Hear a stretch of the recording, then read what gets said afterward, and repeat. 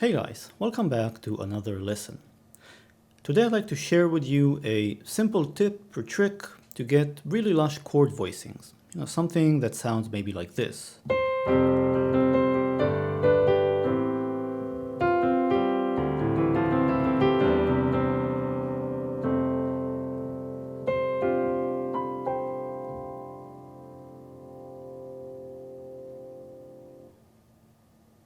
So I was playing a progression that was started from an F major to a G major to an A minor, and then it went to a D minor to a C major over bass of E to an F major. That was it. Now the trick or tip is what to do with your left hand and then how to combine it with your right hand. So you might have paid attention and noticed that in almost all of the chord voicings I've used, I played the root, the fifth, and the ninth degrees of the appropriate scale in my left hand. So for an F major, this would be an F, C, and G. For a G major, this would be a G, D, and A.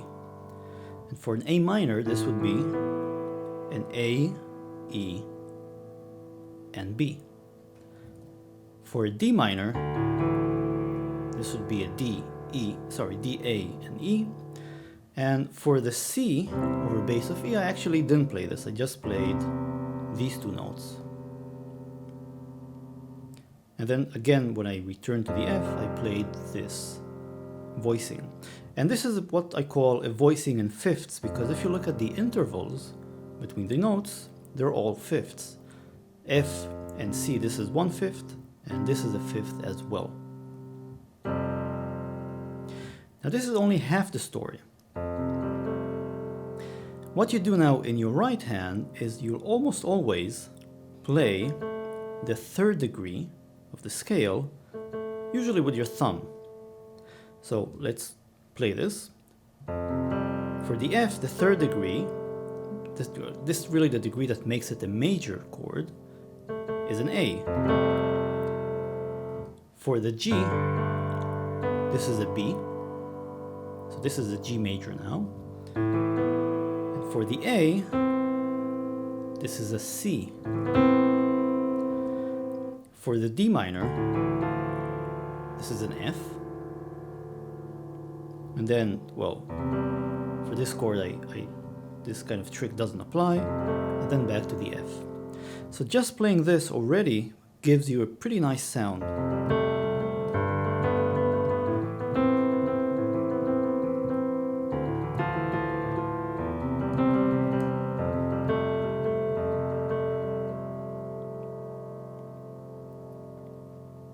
And now you're kind of free to do whatever you want with the remainder of your fingers.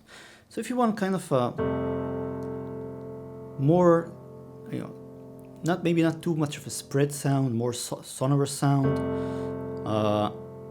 that has only low frequencies, you just play or you stump with the thumb. Or you could add more notes in your right hand. So for example, let's say you're playing this F and you want to add the C and F.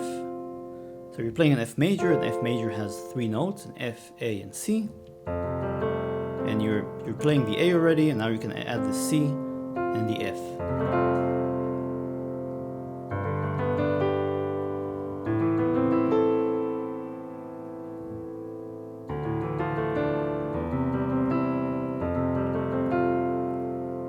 So F major, G major, A minor.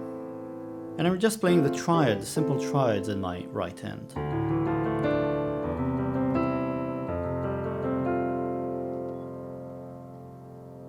Or you could try something that is a little more fancy. Maybe for the F, you want to play another voicing in fifths. Now this last fifth here is a little bit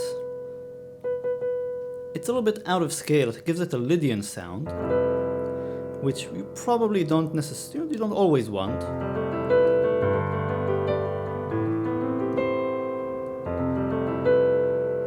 So maybe voicing in fifths completely in the right hand is a bit too much some of the times. So just move it around, just pick another note, pick this A here.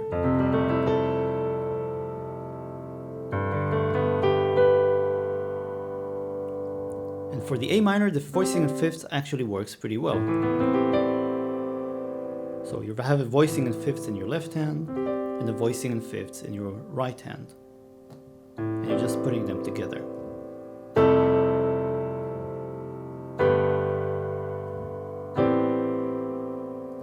For the D minor, again, 2 voicings in fifths.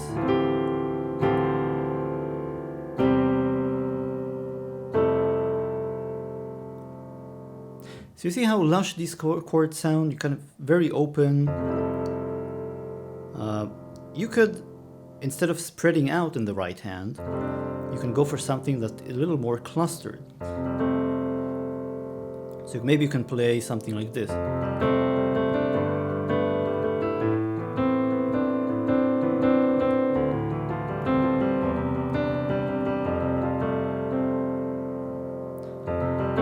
So I'm just playing these 2 notes here, and then I'm playing these 2 notes here, and I might actually even add this G here. And here I'm playing a C, D, E, and G. And these are actually higher tensions of the A minor chord. And they're all clustered together. You see, you have this nice cluster up here, and you have this big spacing down here, which works very nice. So you could play it either open up, like this, with fifths, or closer together, clustered.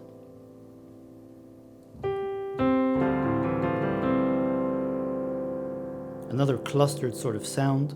You see, I'm hitting the F with my thumb as before, and adding the G, which is really the 11th degree, and then a C, which is the 7th degree.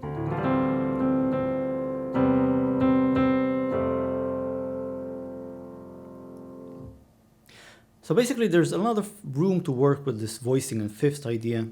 You open things up in your left hand, and then you're kind of free to play around with your right hand. You want to open things up, or you want to close them down and play them more clustered. That's it. It's kind of a simple, cool idea that you can play around with. I'm sure it'll come up with sounds that you enjoy and you like playing. Just play around with it and see what you come up with. That's it. I hope you've learned something interesting, and I'll see you next time.